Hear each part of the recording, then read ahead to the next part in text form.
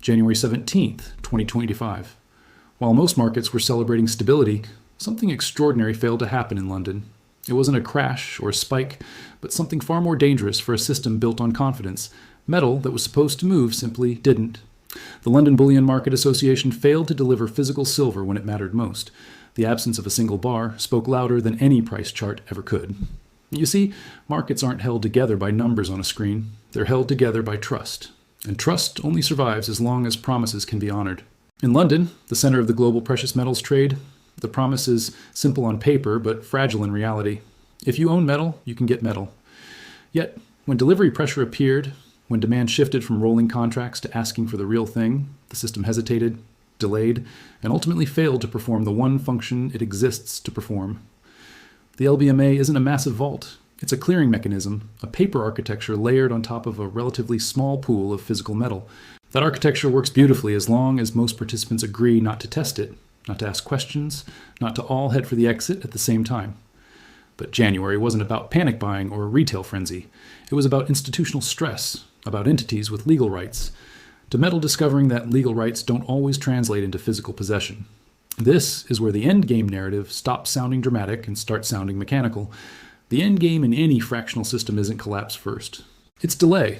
It's settlement alternatives, cash offers, quiet rule changes, and temporary suspensions framed as operational necessities. The LBMA has used all of them before. The London market doesn't price metal based on its availability. It prices metal based on the confidence that its availability will not be questioned. When that confidence wavers, the system reveals its true shape. A pyramid of claims stacked on a narrow base of bars.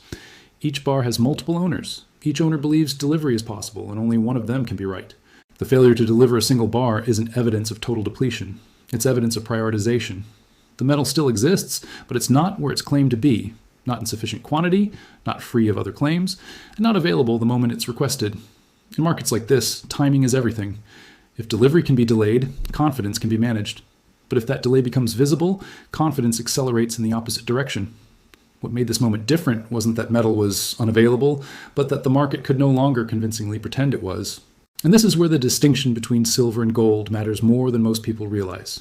Gold is hoarded, silver is consumed. Gold sits, silver flows.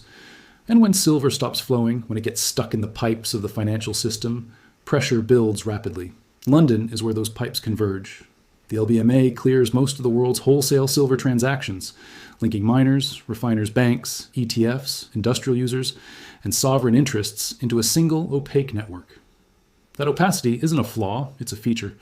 Transparency would reveal how little slack exists, how dependent the system is on rolling positions forward, and how delivery is the exception rather than the rule. This works until it doesn't, until enough participants decide they would rather hold metal than promises. That shift doesn't require mass panic. It only requires a change in incentives, a perception that waiting is riskier than acting, and those incentives are changing rapidly. Industrial demand for silver isn't speculative, it's contractual. Solar manufacturers, electronics producers, and defense contractors can't settle in cash when their supply chains break. They need the physical metal. And when that industrial need competes with financial demand, layered on top of already strained inventories, something has to give. London's failure to deliver wasn't the first warning, but it was the clearest one. Inventory reports have been trending lower, lease rates have been spiking, and premiums have been behaving erratically. None of these are symptoms of abundance. They are symptoms of a system stretched thin. But as long as bars move when requested, the illusion holds. When they don't, the illusion cracks. The LBMA doesn't operate like a retail dealer. It can't just restock the shelves. It depends on a delicate balance of inflows and outflows, a balance that assumes calm markets and predictable behavior. History shows that such systems always fail the same way. Not with a bang, but with an administrative memo, a temporary measure justified by logistics. That's why not a single bar matters so much. It signals a transition from theory to practice, from financial abstraction to physical reality, and once that transition begins, it rarely reverses. Trust, once broken, doesn't reset with press releases. It resets with proof, and proof requires metal. But metal is increasingly difficult to source. Global mine supply is stagnant, recycling is limited, and above-ground stocks have been drawn down for years to satisfy deficits that paper markets conveniently ignored. For decades, the belief was that silver could always be sourced somewhere at the right price. But price isn't the only variable. Time matters, logistics matter, and now geopolitical alignment matters. Nations are rethinking supply chains, prioritizing domestic access to strategic materials. Silver is increasingly classified as strategic, not for its monetary history, but for its technological necessity. This creates a feedback loop where less metal circulates freely, more is locked away, and the remaining float becomes more valuable, not just in price, but in leverage. London sits at the center of this shrinking float, expected to perform miracles with dwindling resources and satisfy claims accumulated during decades of financialization. This financialization is the root of the fragility. The silver market was transformed from a physical exchange into a derivative machine. Volume exploded without a corresponding increase in metal. Liquidity became an illusion generated by leverage, and delivery became a theoretical endpoint few ever intended to reach. As long as nobody reached for it, the system functioned. But systems are tested at the margins, and the margin is now razor thin. This is why the endgame language isn't hyperbole. Endgames aren't about apocalypse, they're about resolution. They're about systems being forced to reconcile claims with reality. The resolution paths are limited. Either delivery happens, prices rise dramatically to ration demand, or delivery fails, and settlement moves to cash, breaking the link between the price and the metal. The LBMA's inability to deliver suggests the path forward will not be smooth. If the metal were readily available, it would have moved quietly, without drama. The fact that it didn't tells us something fundamental has changed. The system is no longer overbuilt, it's under-collateralized, and that's manageable only as long as behavior remains predictable. But predictability erodes quickly when participants sense that being early to ask for delivery is safer than being late. This is how cascades begin, not with everyone acting at once, but with enough actors acting rationally under new constraints.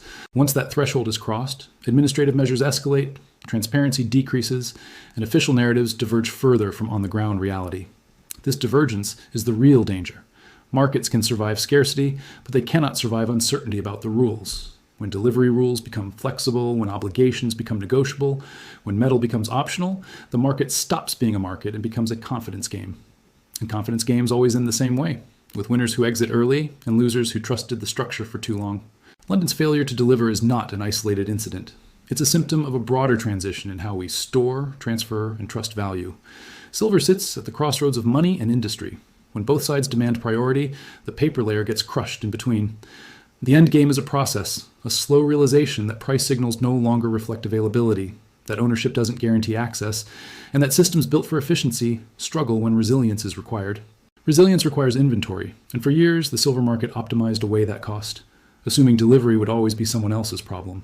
Now it's everyone's problem. That's why this moment matters. Not because the LBMA failed once, but because it revealed how little room for error there is. When the dust settles and explanations are issued, the question won't be whether silver still exists. It will be whether the market that claims to represent it still does. Because a market that cannot deliver the asset it trades is no longer a market. It's a settlement mechanism for confidence, and confidence, once shaken, demands proof. In this case, proof comes in bars, not promises. Until those bars move freely again, every claim rests on a foundation thinner than it appears. The failure to deliver a single bar wasn't a footnote, it was a signal, and signals like this tend to arrive quietly, long before the crowd realizes the game has changed.